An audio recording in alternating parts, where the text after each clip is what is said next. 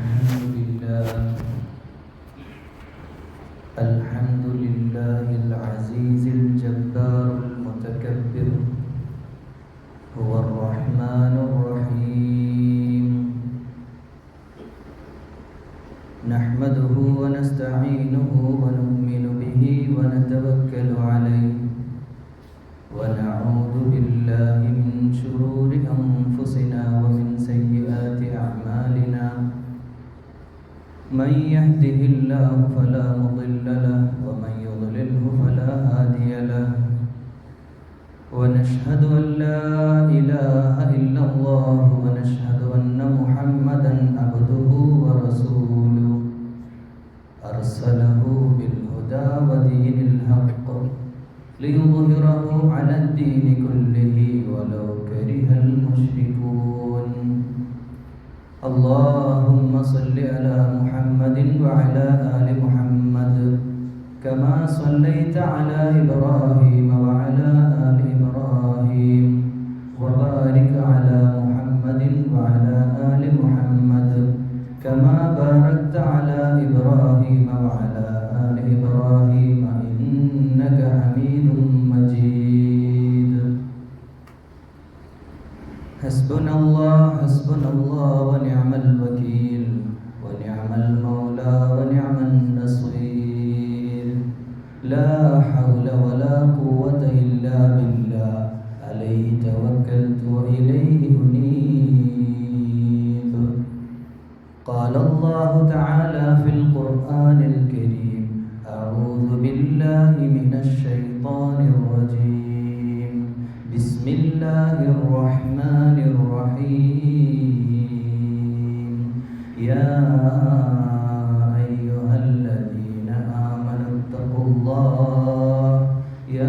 أيها الذين آمنوا اتقوا الله حق تقاته ولا تموتن إلا وأنتم مسلمون قولوا قولا سديدا أيها الإخوان والأخوات اتقوا الله عباد الله പ്രേമുള്ള വിശ്വാസികളെ വിശ്വാസിനികളെ അല്ലാഹുവിൽ തഖ്വയോടെ സൂക്ഷ്മതയോടെ അള്ളാഹിൻ്റെ ഇഷ്ടത്തിനനുസരിച്ച് ജീവിക്കണേ എന്ന് ആദ്യമായി എന്നോടും ഓരോ വിശ്വാസിയോടും വിശ്വാസിനിയോടും ഓർമ്മപ്പെടുത്തുക. നല്ല ചൂടാണ്. ഇവിടെ എ സിയിൽ ഇങ്ങനെ ഇരിക്കുമ്പോൾ നമ്മൾ അറിയുന്നില്ല എന്നേ ഉള്ളൂ. ഗൾഫ് രാഷ്ട്രങ്ങളിലെ ചൂടെടുത്ത് പരിശോധിക്കുകയാണെങ്കിൽ അത്ര ഒന്നും ചൂടുവിടല്ല. എന്നാലും കേരളത്തിൻ്റെ കാലാവസ്ഥക്ക് കഴിഞ്ഞ വർഷങ്ങളിലെ ചൂടിനേക്കാൾ ഓരോ വർഷം ചെല്ലുന്തോറും ചൂട് കൂടിക്കൊണ്ടിരിക്കുകയാണ്. ചൂട് സൂര്യനിൽ നിന്നാണ്. സൂര്യൻ നക്ഷത്രങ്ങളിൽപ്പെട്ട ഒരു നക്ഷത്രമാണ്. ആകാശലോകത്തുള്ള നക്ഷത്രങ്ങളിൽ ഏകദേശം 1,00,000 നക്ഷത്രങ്ങൾ കൂടിച്ചേരുമ്പോഴാണ് ഒരു ഗാലക്സി രൂപം കൊള്ളുന്നത്. ഒരു ഗാലക്സിയിൽ ലക്ഷക്കണക്കിന് നക്ഷത്രങ്ങളുണ്ടെങ്കിൽ അങ്ങനെയുള്ള ലക്ഷക്കണക്കിന് ബില്യൺ കണക്കിന് സില്യൺ കണക്കിന് ഗാലക്സികളുള്ള ആകാശലോകം. കരയേക്കാൾ കൂടുതൽ കടലാണ്. കരയേക്കാൾ എത്രയോ അധികം കടലാണ്. കടലിലാണ് കരയിലുള്ള ജീവജാലങ്ങളെക്കാൾ കൂടുതൽ ജീവജാലങ്ങൾ. ഈ കടലും ഈ കാണുന്ന ഭൂമിയും നമ്മളൊക്കെ സഞ്ചരിക്കാൻ തുടങ്ങിയാൽ ഈ ലോകത്തിൻ്റെ ഒരറ്റം മുതൽ ഒരറ്റം വരെ കണ്ടു തീർക്കാനാവില്ല. ഒരു പുരുഷായുസ് മുഴുവൻ യാത്ര ചെയ്താലും അത്രമേൽ പരന്നു കിടക്കുന്ന ഭൂമി, ഈ ആകാശം, ഈ മഹാപ്രപഞ്ചം, ഇതിൻ്റെ സൃഷ്ടാവായ, സംരക്ഷകനായ, ജബ്ബാറായ, ഖഹാറായ, അധിപതിയായ ആ റബ്ബുൽ ഇസ്സത്തിനെ സൂക്ഷിക്കേണ്ട പോലെ സൂക്ഷിച്ച് ജീവിക്കണമേ എന്ന് ഒരിക്കലൂടെ ഓർമ്മപ്പെടുത്തുകയാണ്. പ്രിയമുള്ളവരെ, ഈ മസ്ജിദ് അല്ലാത്ത ഈ കുന്നമംഗലത്തും പരിസരത്തുള്ള മഹല്ല് മസ്ജിദിലെ ഖബർസ്ഥാനിൽ പോയവരായിരിക്കും നമ്മളെല്ലാവരും. ഒരുപക്ഷെ ഈ മാസം നടന്ന ഏതെങ്കിലും ഒരു മയ്യത്ത് നിസ്കാരവുമായിട്ട് ബന്ധപ്പെട്ട് അതിൻ്റെ ഖബറടക്കൽ ചടങ്ങിന് ഈ മാസം പങ്കെടുത്തവർ ഇവിടെ ഇരിക്കുന്നുണ്ടാവും. ഇനി ഈ ഒരു മാസത്തിന് മുമ്പ് പങ്കെടുത്തവരുണ്ടാവും. അല്ലെങ്കിൽ ഇക്കൊല്ലം ഒരു പിടി മണ്ണ് വാരിയിടാത്തവർ ഒരുപക്ഷെ അപൂർവമായിരിക്കും. അപ്പോൾ അതൊക്കെ നമ്മൾ കണ്ടുകൊണ്ടിരിക്കുകയാണ്. നമ്മുടെ സുഹൃത്തുക്കൾ, നമ്മുടെ രക്തബന്ധുക്കൾ, നമ്മുടെ കുടുംബക്കാർ പലരും ഇന്ന് മണ്ണിനടിയിലാണ്. മാതാപിതാക്കളുടെ കണക്കെടുക്കുകയാണെങ്കിൽ ഉമ്മാൻ്റെ മാതാപിതാക്കൾ അങ്ങോട്ട്, ഉപ്പാൻ്റെ മാതാപിതാക്കൾ അങ്ങോട്ട്, അവരുടെ പരമ്പരയിലെ പലരും ഇന്ന് മണ്ണിനടിയിലാണ്, ബർസഖിയായ ജീവിതത്തിലാണ്. ഓരോ വെള്ളിയാഴ്ചയും ഇങ്ങനെ മസ്ജിദിൽ വന്നിരിക്കുമ്പോൾ, കഅബ ഷരീഫിലേക്ക് തിരിഞ്ഞിരിക്കുമ്പോൾ നമ്മളിങ്ങനെ ദുആയോടുകൂടി അവരെക്കുറിച്ചുള്ള ഓർമ്മയും പ്രാർത്ഥനയും നമ്മുടെ മനസ്സിലുണ്ടാകണം. ഒരു പക്ഷേ 10-40 കൊല്ലം കഴിഞ്ഞാൽ ഈ മസ്ജിദിലിരിക്കുന്ന പലരും ഉണ്ടാവില്ല, അവരും ഖബറിൻ്റെ അടിയിലാവും. നമ്മളൊക്കെ പോയി ഇവിടെ പുതിയൊരു ജനറേഷൻ ആയിരിക്കും ഈ പള്ളി കമ്മിറ്റി ഭരിക്കുന്നതും ഈ പള്ളി കൊണ്ടു നടക്കുന്നതും. വേറൊരു ജനറേഷനാണ് ഇവിടെ ഉണ്ടാവുക. നമ്മളൊക്കെ മണ്ണിൻ്റെ അടിയിൽ ബർസഖ് ജീവിതത്തിലായിരിക്കും. എത്രയോ നൂറ്റാണ്ടുകൾ കടന്നുപോയി. ഈ കുന്നമംഗലത്തും പരിസരത്ത് എത്ര ആളുകൾ ജീവിച്ചു. അവർക്കൊക്കെ വലിയ വലിയ പ്ലാൻ ഉണ്ടായിരുന്നു, വലിയ മിഷനും വിഷനും ഒക്കെ ഉള്ള ആളുകളാണ് ജീവിച്ചു പോയത്. വലിയ പ്ലാനുമായിട്ട് അവർ ജീവിച്ചു. അവരൊക്കെ ആ പ്ലാനോട് കൂടി തന്നെ മണ്ണിലേക്ക്, ഖബറിൻ്റെ ആഴങ്ങളിലേക്ക് മണ്ണായി അവരുടെ ശരീരം മാറി. തീർച്ചയായും നമ്മളും അങ്ങനെ ആകുന്നതിന് മുമ്പ് നമ്മുടെ ലക്ഷ്യം നേടിയെടുക്കാൻ നമുക്ക് സാധിക്കണം. ലക്ഷ്യം ഒന്നാണ് അള്ളാഹുവിൻ്റെ ഇഷ്ടം നേടിയെടുക്കുക എന്നുള്ളതാണ്. അത് കർമ്മത്തിലൂടെ മാത്രം ഉണ്ടാവേണ്ട കാര്യമാണ്. ആ കർമ്മത്തിലൂടെ നമ്മൾ ചെയ്ത് തന്നെ അള്ളാഹു നമ്മളെ ഇഷ്ടപ്പെടണം. ഈ ജീവിതം അല്ലദീ ഖലഖൽ മൗത വൽ ഹയാത ലിയബ്ലുവകും അയ്യുകും അഹ്സനു അമല. നിങ്ങളിൽ ആരാണ് ഏറ്റവും നല്ല കർമ്മങ്ങൾ ചെയ്തതെന്ന് പരീക്ഷിച്ച് മനസ്സിലാക്കാനാണ് ഈ ജീവിതം. പരീക്ഷാകാലം കഴിഞ്ഞ് റിസൾട്ടിന് വെയിറ്റ് ചെയ്യുന്ന കുട്ടികൾ, 10ാം ക്ലാസ്സും +2 ഒക്കെ കഴിഞ്ഞ് അല്ലെങ്കിൽ ഗ്രാജുവേഷൻ്റെ ഒക്കെ റിസൾട്ടിന് വെയിറ്റ് ചെയ്യുന്ന ഓരോ കുട്ടിയുടെയും മനസ്സിലുള്ള ക്യൂരിയോസിറ്റി, ആകാംക്ഷ, എന്താകും എൻ്റെ റിസൾട്ട്? ഈ റിസൾട്ടിൻ്റെ ആകാംക്ഷയോടെ കാത്തിരിക്കുന്ന അവസ്ഥയിൽ അവർക്കൊക്കെ സെക്കൻഡ് ചാൻസ് ഉണ്ട് പരീക്ഷ എഴുതാൻ. പല എക്സാമുകൾക്കും ഇന്ന് രണ്ടാമത്തെ ഓപ്ഷനുണ്ട്. ഒരു ഓപ്ഷൻ ഇല്ലെങ്കിൽ മറ്റ് വഴികൾ തേടാം. പക്ഷേ രണ്ടാമത് റീടേക്ക് ഇല്ലാത്ത ഒന്നാണ് ജീവിതം എന്ന പരീക്ഷ.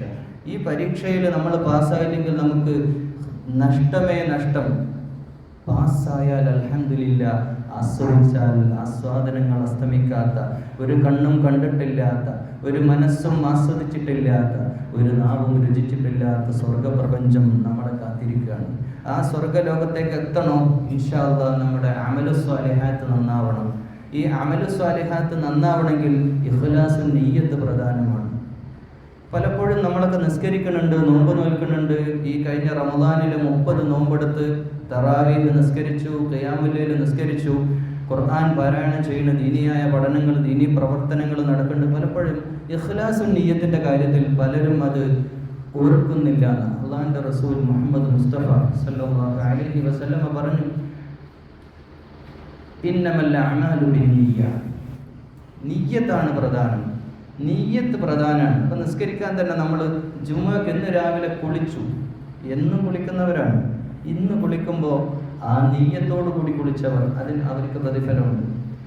കാരണം അതാ നിയ്യത്ത് പ്രധാനമാണ്. കുളിക്കാൻ വേണ്ടിയിട്ട് നമ്മൾ തുടങ്ങുമ്പോൾ ഇന്ന് ജുമുഅയുടെ ദിവസമാണ്, അതിലേക്ക് നിയ്യത്ത് ചെയ്തിട്ടുള്ള കുളി, അത് പ്രത്യേകമായി നഖമൊക്കെ വെട്ടിയിട്ട് ഇന്നത്തേക്ക് വേണ്ടി നമ്മൾ പ്രത്യേകം തയ്യാറായിട്ടുണ്ടെങ്കിൽ അത് പ്രധാനമാണ്. അപ്പോൾ എല്ലാത്തിനും നിയ്യത്ത് വേണം. അത് എല്ലാ അമലുകൾ ചെയ്യുമ്പോഴും നിയ്യത്ത് പ്രധാനമാണ്. ആ നിയ്യത്ത് അതിൻ്റെ ഇഖ്ലാസോട് കൂടി ആയിട്ടില്ലെങ്കിൽ അള്ളാഹു അത് ഖബൂൽ ചെയ്യപ്പെടില്ല. കാരണം അള്ളാഹ് നോക്കുന്നത് നമ്മുടെ കൽപ്പകങ്ങളിലേക്കാണ്. നമ്മൾ ഒരുപാട് പ്രവർത്തിക്കുന്നുണ്ടാവും. ആ പ്രവർത്തനങ്ങളോടൊക്കെ ഇഖ്ലാസും നിയ്യത്ത് ശരിയായാൽ മാത്രമേ അള്ളാഹു നമ്മളിൽ നിന്ന് ഖബൂൽ ചെയ്യുള്ളൂ. ഇൻഷാ അല്ലാഹ് ഓരോ വെള്ളിയാഴ്ചയും മസ്ജിദിൽ വന്നിരിക്കുമ്പോൾ അതിൻ്റെ ഒരു ഓർമ്മപ്പെടുത്തൽ, ആ ദിക്റുള്ളയിലേക്ക്, അള്ളാഹുവിൻ്റെ ദിക്റിലേക്കുള്ള ഓർമ്മപ്പെടുത്തലായാണ് നമ്മൾ കാണേണ്ടത്. എല്ലാം നമ്മൾ ഓർക്കണം. ലോകത്തെ സ്ഥിതിഗതികളും നമ്മൾ ഓർക്കണം. ഇന്ന് നടക്കുന്ന ലോകാടിസ്ഥാനത്തിൽ നടക്കുന്ന കാര്യങ്ങൾ നമ്മുടെ മനസ്സിലേക്ക് കൊണ്ടുവരണം. പക്ഷെ അതിലൊക്കെ നമുക്ക് പാഠമുണ്ട്.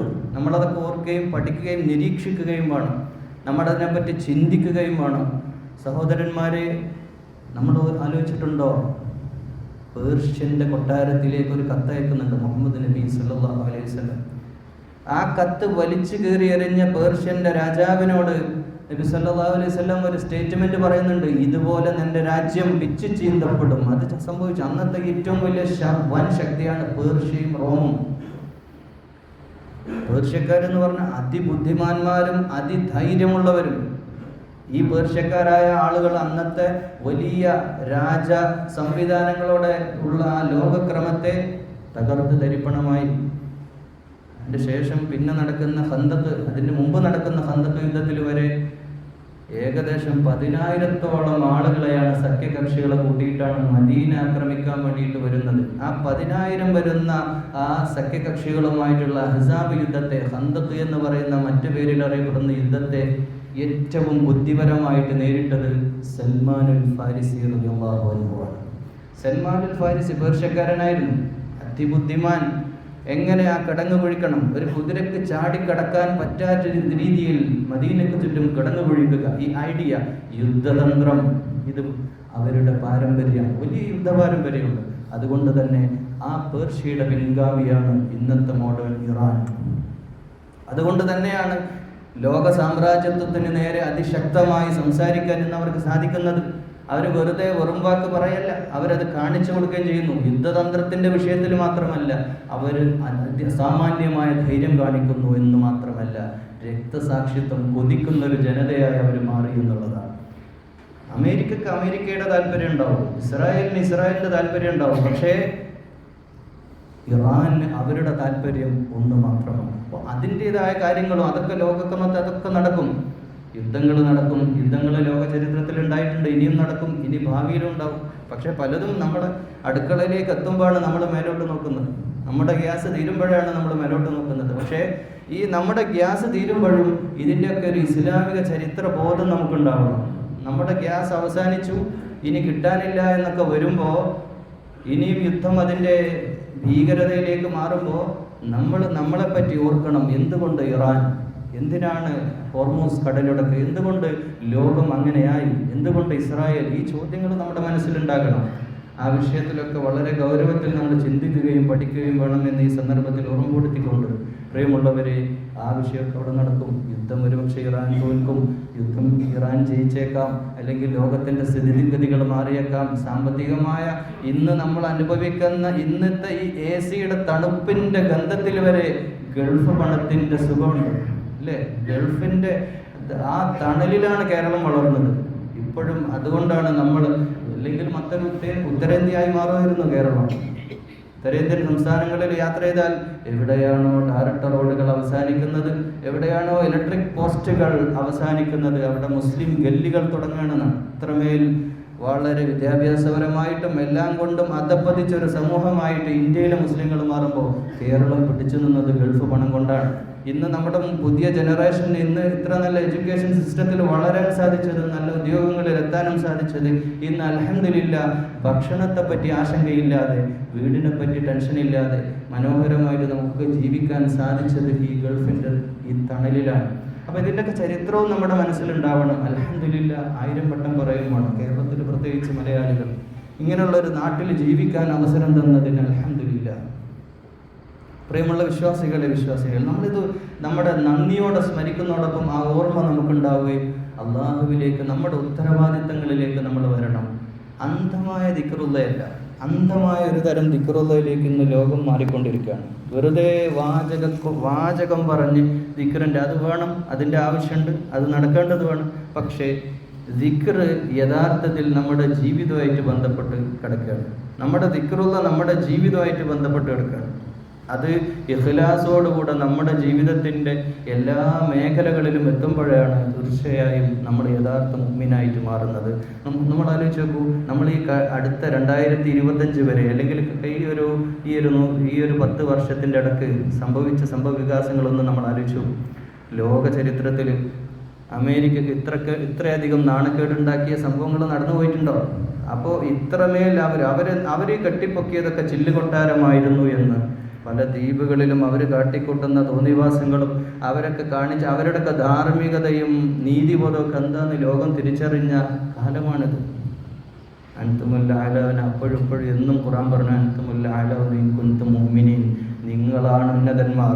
നിങ്ങൾ സത്യവിശ്വാസികളാണെങ്കിൽ, നിങ്ങൾ നീതിബോധമുള്ളവരാണെങ്കിൽ, നിങ്ങൾ കാരുണ്യമുള്ളവരാണെങ്കിൽ, നിങ്ങളാണ് ഈ ലോകത്ത് തഖ്വയിൽ അധിഷ്ഠിതമായി ജീവിക്കുന്നതെങ്കിൽ നിങ്ങളാണ് ഔന്നിത്യമുള്ളവർ എന്ന് അള്ളാഹു വിശുദ്ധ ഖുർആനിൽ നമ്മളോട് പറഞ്ഞതാണ്.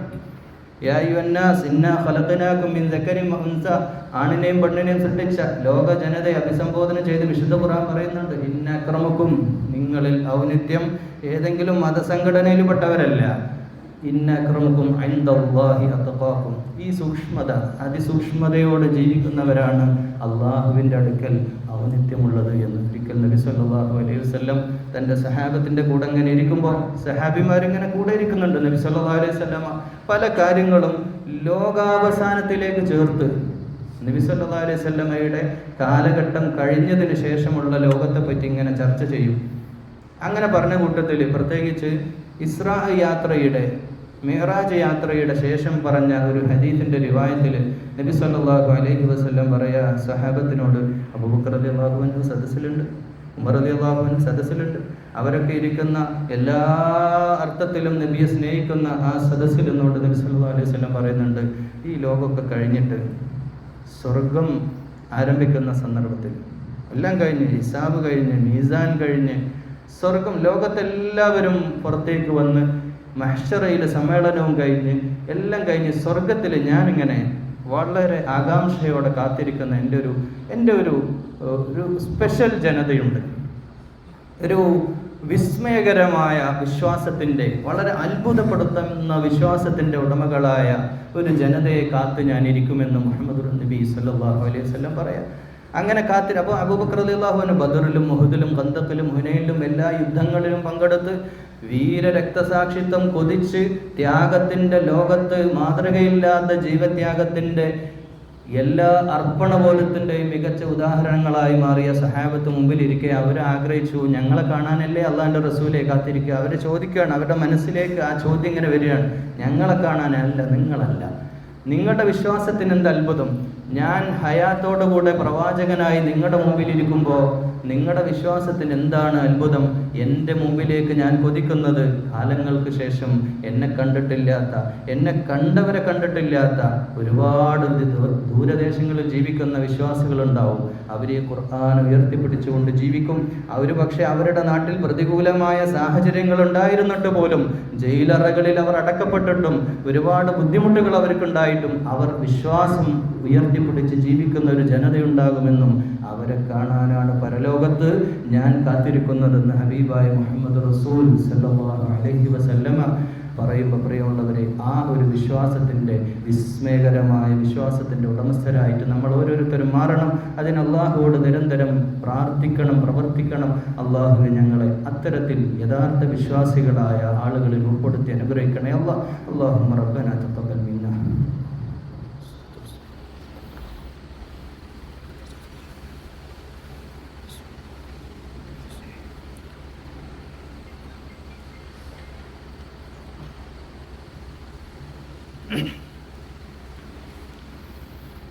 അൽഹംദുലില്ലാഹ് വസ്സലാത്തു വസ്സലാമു അലാ അഷ്റഫിൽ മുർസലീൻ വഅലാ ആലിഹി വസഹ്ബിഹി അജ്മഈൻ. അമ്മാ ബഅദ്.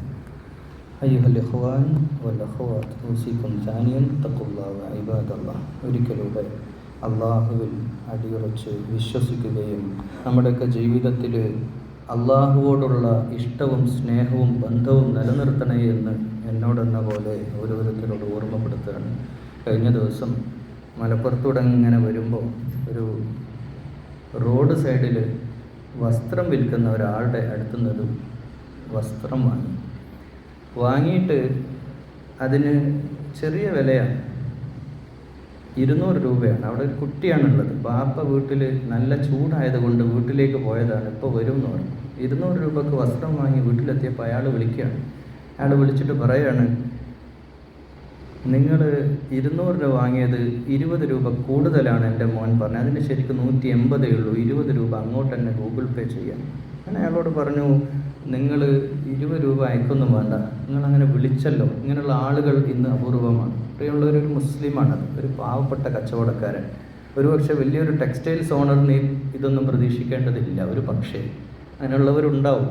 പക്ഷേ നമ്മുടെയൊക്കെ നിത്യജീവിതത്തിൽ നമ്മൾ ചെയ്യുന്ന ജോലിയും നമ്മൾ ചെയ്യുന്ന ഇടപാടുകളൊക്കെ അള്ളാഹുവുമായിട്ട് ബന്ധപ്പെടുത്താനും നീതി പാലിക്കാനും നമുക്ക് സാധിക്കുന്നില്ലെങ്കിൽ പിന്നെ ഈ നിസ്കാരം കൊണ്ടൊന്നും യാതൊരു കാര്യമില്ല.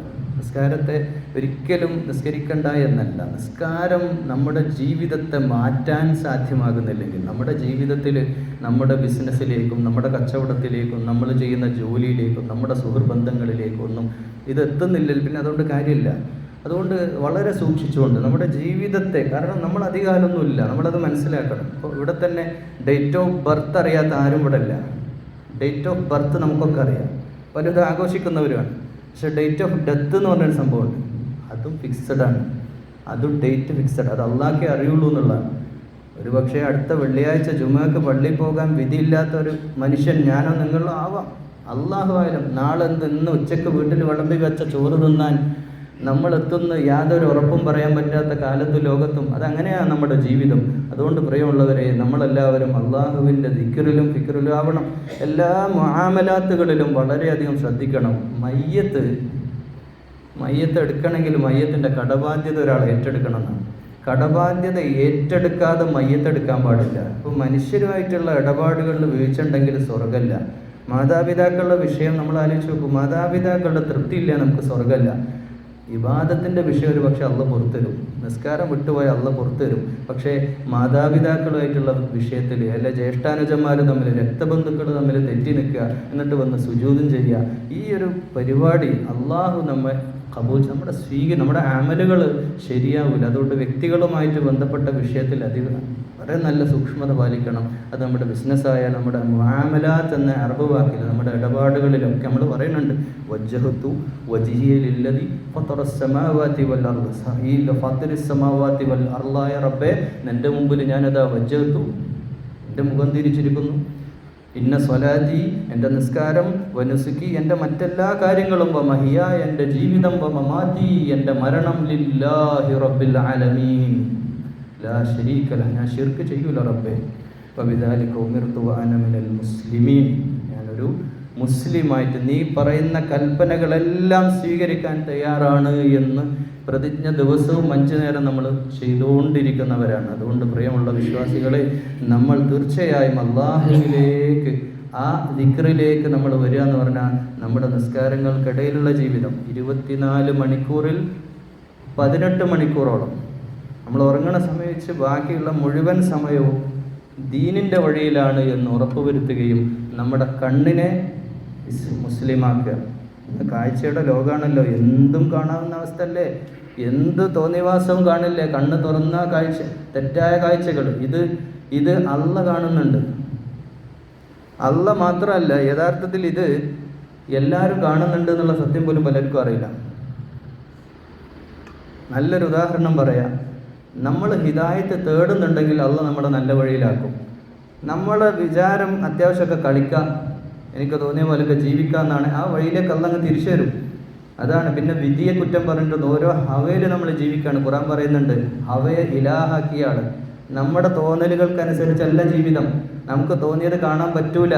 അങ്ങനെ നമ്മൾ കാണുന്നുണ്ടെങ്കിൽ ഇൻസ്റ്റാഗ്രാമിലോ അല്ലെങ്കിൽ യൂട്യൂബിലോ നമ്മൾ നമ്മുടെ ബ്രൗസ് ഹിസ്റ്ററി ചെക്ക് ചെയ്താൽ ആ ഒരു പാറ്റേൺ നമുക്ക് തരികയാണ്. നമ്മളെന്താ കാണുന്നത് അതിലേക്ക് അവർ നമ്മളെ കൊണ്ടുപോവുക. നമുക്ക് ഇൻട്രസ്റ്റഡ് ആയിട്ടുള്ള വീഡിയോ ഇതാണെങ്കിൽ അതെന്നെ കാണിച്ചു തരികയാണ്. അതുപോലെ അള്ളാഹുവിലേക്കും സ്വർഗത്തിലേക്കും നമ്മൾ നിയത്ത് ചെയ്തിട്ട് പ്രവർത്തനങ്ങളിൽ മുഴുകിയാൽ അതിലേക്ക് ഇൻഷാ അല്ലാഹ് നമ്മളെ അള്ളാഹു എത്തിക്കും. അതല്ല മറിച്ചാണെങ്കിൽ അതിലേക്കും അള്ളാഹ് ഗൈഡ് ചെയ്യും. അതാണ് ആ ഒരു ഹിദായത്ത് തേടുന്നവർക്കാണ്. അതന്നെ ഖുർആനിൽ, ഇപ്പം ഖുർആൻ്റെ ഇൻട്രോ പേജിൽ ഫസ്റ്റ് പേജിൽ ഫാത്തിഹ കഴിഞ്ഞ പിന്നെ ബഖറയാണ്. ബഖറയിൽ ഫസ്റ്റ് പേജിൽ കാര്യം പറഞ്ഞു, കൃത്യമായി പറഞ്ഞു, ദാലിക്കൽ കിതാബ്, ഈ കിതാബ്, ലാ റൈബ ഫീ ഹുദൽ ലിൽ മുത്തഖീൻ, സൂക്ഷ്മത പാലിക്കണം എന്ന് ആഗ്രഹിക്കുന്നവർ, അള്ളാഹിനെ പേടിച്ച് ജീവിക്കണം എന്ന് ആഗ്രഹിക്കുന്നവർക്കുള്ള ഹുദയാണ്. അല്ലാത്തൊരു ഓദ്യമുണ്ടോ ഹിഫ്ളായിട്ട് നടത്തിയിട്ടും കാര്യമില്ല. ഇപ്പോൾ ഹിഫ്ളായാൽ സ്വർഗം കിട്ടുന്നൊന്നും അള്ളാഹ് എവിടെയും പറഞ്ഞിട്ടില്ല. ഖുർആൻ മുഴുവൻ കാണാതെ പഠിച്ചാൽ സ്വർഗം തരുന്നൊന്നും പറഞ്ഞിട്ടില്ല. ആ ഖുർആൻ തദബ്ബുർ ചെയ്യാനും അത് ജീവിതത്തിൽ അത് പാലിക്കപ്പെടാനും സാധിക്കാത്തടത്തോളം അത് അള്ളാഹുവിൽ സ്വീകാര്യമല്ല. അതുകൊണ്ട് പ്രിയമുള്ളവരെ, നമ്മൾ ജീവിതത്തിൽ സൂക്ഷ്മത പാലിക്കുക. ജീവിതം കുറച്ചേ ഉള്ളൂ എന്നുള്ള ബോധ്യം നമുക്കുണ്ടാവുക. ഈ കുറച്ച് കാലത്തേക്ക് കഴിഞ്ഞ ജീവിതത്തേക്കൊന്ന് തിരിഞ്ഞു നോക്കി, എത്ര 40 വയസ്സുള്ളവർ ഇവിടെ ഉണ്ട്, 50 വയസ്സുള്ളവരുണ്ട്, 10 കൊല്ലം ജീവിച്ചവരുണ്ട്. ഇതൊക്കെ പെട്ടെന്ന് കഴിഞ്ഞ പോലെയല്ല നമുക്ക് തോന്നുന്നു. ഒരുപാട് കാലം കഴിഞ്ഞ പോലെയല്ലല്ലോ. കുറച്ച് കാലം കൊണ്ട് ഇതൊക്കെ കഴിഞ്ഞു. പെട്ടെന്ന് തന്നെ ഇനിയുള്ള കാലവും കഴിയും. അപ്പോൾ ഇത്രയും കാലം കഴിഞ്ഞ് എത്ര എടുത്തുള്ളെങ്കിൽ ഇനി എത്രയേ ഉള്ളൂ. അതുകൊണ്ട് നമ്മൾ അവസാനമായിട്ട് കണ്ണടക്കുന്നതിന് മുമ്പ് നമ്മളെ ഇടാൻ സാധിക്കണം. നമ്മളൊന്നും കൊണ്ടുപോകില്ല. ഈ വസ്ത്രം, നമ്മുടെ വീട്, വാഹനം, സമ്പത്ത് എല്ലാം ഇവിടെ ഉപേക്ഷിച്ചിട്ട് വെറും കൈയോടെ തിരിച്ചു പോകേണ്ടവരാണ് എന്ന ഉത്തമ ബോധ്യം നമുക്കുണ്ടാകണം. നമ്മുടെ വിധി മാറണമെങ്കിൽ ലാ യുറദ്ദുൽ ഖളാഉ ഇല്ലാ ബിദ്ദുആ, പ്രാർത്ഥന കൊണ്ടല്ലാതെ വിധി മാറ്റപ്പെടില്ല. ധാരാളമായിട്ട് പ്രാർത്ഥിക്കണം, അള്ളാഹുവോട് തേടണം, ഹിദായത്ത് ചോദിക്കണം, തൗബ ചെയ്യണം. എങ്കിലേ അള്ളാഹ് നമ്മൾ ആ വഴിയിലേക്ക് സിറാത്തുൽ മുസ്തഖീം. അതുകൊണ്ടാണ് നമ്മൾ 5 നേരം 17 പ്രാവശ്യമാണ് നിർബന്ധമായിട്ട് മുസ്ലിം ഇഹ്ദിന സിറാത്തുൽ മുസ്തഖീം, നേരായ വഴിക്ക് നയിക്കണേ പടച്ചവനെ എന്ന് പ്രാർത്ഥിച്ചുകൊണ്ടിരിക്കുന്നത്. അത് നമ്മുടെ മനസ്സിൽ തേട്ടമാകണം. അള്ളാഹുവേ ഞങ്ങളുടെ ദുആ സ്വീകരിക്കണേ അല്ലാഹ്. അള്ളാഹുവേ പ്രാർത്ഥിക്കാനുള്ള മനസ്സ് തരണേ അല്ലാഹ്. അള്ളാഹുവേ ചെയ്തു പോയ അറിഞ്ഞും അറിയാതെയും വന്നു പോയിട്ടുള്ള തെറ്റുകൾ പുറത്തു തരണേ അല്ലാഹ്. അള്ളാഹുവേ നാവ് കൊണ്ട് സംസാരിച്ചു പോയത്, അള്ളാഹുവെ ആരുടെയെങ്കിലും ജീവിതത്തിൽ ഞങ്ങളുടെ നാവുകൊണ്ട് സംസാരിച്ചത് വിഷമിപ്പിച്ചിട്ടുണ്ടെങ്കിൽ അള്ളാഹുവെ അത് ഞങ്ങൾക്ക് അഫൂവ് ചെയ്തു തരണേ അല്ലാഹ്. നല്ലത് സംസാരിക്കാൻ, സദീദായ വർത്താനങ്ങൾ പറയാൻ തൗഫീഖ് ചെയ്യണേ അല്ലാഹ്. ആരുടെ മനസ്സിനെയും വേദനിപ്പിക്കാതെ ഈ ഭൂമുഖത്ത് നിന്ന് മരണപ്പെട്ടു പോകാൻ തൗഫീഖ് ചെയ്യണേ അല്ലാഹ്. അള്ളാഹുവെ കടബാധ്യതയുള്ളവരുണ്ട്, ബാധ്യത അവസാനിപ്പിച്ച് തരണേ അല്ലാഹ്. അള്ളാഹുവെ പലിശയുമായിട്ട് ബന്ധപ്പെടുത്തല്ലേ അല്ലാഹ്. എല്ലാവിധ ഹറാമിൽ നിന്നും ഞങ്ങളെ നീ കാക്കണേ അല്ലാഹ്. അള്ളാഹുവെ കണ്ടുകൊണ്ട് കാണുന്ന തെറ്റായ കാഴ്ചകളിലേക്ക് ഞങ്ങളെ കൊണ്ടുപോകല്ലേ അല്ലാഹ്. അള്ളാഹുവെ സൂക്ഷ്മത പാലിക്കാൻ, രഹസ്യ ജീവിതത്തിലും സൂക്ഷ്മത പാലിക്കാൻ തൗഫീഖ് ചെയ്യണേ അല്ലാഹ്. അള്ളാഹുവെ ഞങ്ങളുടെ മനസ്സിനെ നന്നാക്കി തരണേ അല്ലാഹ്. ഖൽബിന് ഈമാനുള്ളതാക്കണേ അല്ലാഹ്. അള്ളാഹുവെ ഞങ്ങളുടെ വീട്ടിൽ റഹ്മത്തും ബറക്കത്തും ചെയ്യണേ അല്ലാഹ്.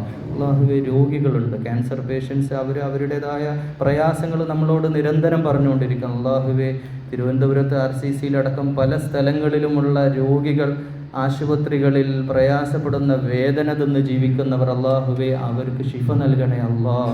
അള്ളാഹുവെ ഞങ്ങളെ ആ അവസ്ഥയിൽ കൊണ്ടുപോയി ആശുപത്രിയിൽ കിടത്തല്ലേ അല്ലാഹ്. ആരോഗ്യത്തോടെ ജീവിച്ച് മരണപ്പെടാൻ തൗഫീഖ് ചെയ്യണേ അല്ലാഹ്. അള്ളാഹുവെ ഞങ്ങളുടെ വീട്ടിൽ റഹ്മത്തും ബറക്കത്തും ചെയ്യണേ അല്ലാഹ്. ഞങ്ങളുടെ പൊന്നുമ്മയും ഉപ്പയും മരിക്കുന്നത് വരെ ആരോഗ്യത്തോടെ, അവരെ ജീവിതത്തിൽ മരണം വരെ ആരോഗ്യത്തോടെ നിലനിർത്തണേ അല്ലാഹ്.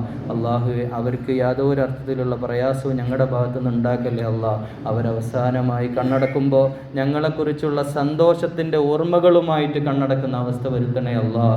അള്ളാഹുവെ ഞങ്ങളുടെ മക്കളെ നീ കാക്കണേ അല്ലാഹ്. സ്വാലിഹീങ്ങളാക്കണേ അല്ലാഹ്. നല്ല വിദ്യാഭ്യാസം കൊടുക്കണേ അല്ലാഹ്. നല്ല തീരത്തെത്തിക്കണേ അല്ലാഹ്. അള്ളാഹു ഈ നാടിനെ നീ രക്ഷിക്കണേ അല്ലാഹ്. നല്ല ഭരണാധികാരികളെ തിരഞ്ഞെടുത്ത് തരണേ അല്ലാഹ്. രാജ്യസ്നേഹമുള്ള, ജനങ്ങളോട് കൂറുള്ള, ഉത്തരവാദിത്വ ബോധമുള്ള, അഴിമതിയില്ലാത്ത നല്ല ഭരണാധികാരികളെ ഞങ്ങൾക്ക് നൽകണേ അല്ലാഹ്. ഈ രാജ്യത്തെ പ്രത്യേകം നീ അനുഗ്രഹിക്കണേ അല്ലാഹ്. ഈ രാജ്യത്തിൻ്റെ ബഹുസ്വരതയിൽ നന്മയ്ക്ക് വേണ്ടി, നീതിക്ക് വേണ്ടി സംസാരിക്കുന്ന ഞങ്ങളുടെ ഇതര മതത്തിലെ സഹോദരങ്ങൾ, അല്ലാഹു അവർക്ക് നീ ഹിദായത്ത് കൊടുക്കണേ അല്ലാഹ്. അതിലപ്പുറത്തേക്ക് വലിയൊരു സമ്മാനം ഞങ്ങൾക്ക് അവർക്ക് വേണ്ടി ദുആ ചെയ്യാനില്ല അല്ലാഹ്. ലോകത്തിൻ്റെ നാനാഭാഗത്തും ഇസ്ലാമിന് ഇസ്സത്തുള്ള അവസ്ഥ വരുത്തണേ അല്ലാഹ്. വളരെ പ്രതീക്ഷയോടെയാണ് ലോകത്ത് ഇന്ന് ഇസ്ലാമിനെ ലോകം നോക്കിക്കാണുന്ന. അല്ലാഹുവേ ഈ നൂറ്റാണ്ട് ഇസ്ലാമിൻ്റേതാണെന്ന മുജദ്ദിദിൻ്റെ വർത്തമാനം ഞങ്ങളുടെ മനസ്സിലുണ്ട്. അല്ലാഹുവേ ഈ നൂറ്റാണ്ട് വിശുദ്ധ ഇസ്ലാം കൊണ്ട് അത് കണ്ട് മരിക്കാൻ തൗഫീഖ് ചെയ്യണേ അല്ലാഹ്. അല്ലാഹുവേ ഞങ്ങളെ സ്വർഗത്തിൽ ഒരുമിച്ച് ചേർക്കണേ അല്ലാഹ്. നിൻ്റെ പരിശുദ്ധ ഹറമിലേക്ക്, നിൻ്റെ പരിശുദ്ധമായ പുണ്യ മണ്ണിലേക്ക് ഹജ്ജിന് പോകുന്നവർ, എല്ലാ കൊല്ലത്തും ഹജ്ജിന് പോയവരുണ്ട്. ഈ ഹാജിമാരായ ഒരുപാട് പേര് ഇവിടെ മസ്ജിദിലുണ്ട്. പക്ഷേ ഇപ്രാവശ്യം ഒരു പ്രത്യേകമായ പരീക്ഷണത്തിലാണ് അവർ ഹജ്ജിന് പോകുന്നത്. നല്ല ഈമാനുള്ളവരാ. അല്ലാഹു അവരെ നീ കാക്കണേ അല്ലാഹ്. അവർക്ക് അഥവാ അവിടെ വെച്ച് മരണം നൽകുകയാണെങ്കിൽ സ്വർഗം നീ ഉറപ്പിക്കണേ അല്ലാഹ്. അല്ലാഹുമ്മ ഗഫിർ ലിൽ മുഅ്മിനീന വൽ മുഅ്മിനാത്ത് വൽ മുസ്ലിമീന വൽ മുസ്ലിമാത്ത് വൽ അഹ്യാഇ മിൻഹും വൽ അംവാത് ഇന്നക മുജീബു ദഅവാതി യാ ഖാദിയൽ ഹാജാത്ത്. അല്ലാഹുമ്മ റബ്ബിർഹംഹുമാ കമാ റബ്ബയാനാ സഗീറാ. അല്ലാഹുമ്മ റബ്ബി സിദ്നാ ഇൽമൻ നാഫിഅ വഅമലൻ മുതഖബ്ബല വറിസ്ഖൻ ഹലാലൻ طيبا. اللهم أعنا على ذكرك وشكرك وحسن عبادتك. اللهم ربنا آتنا في الدنيا حسنة وفي الآخرة حسنة وقنا عذاب النار.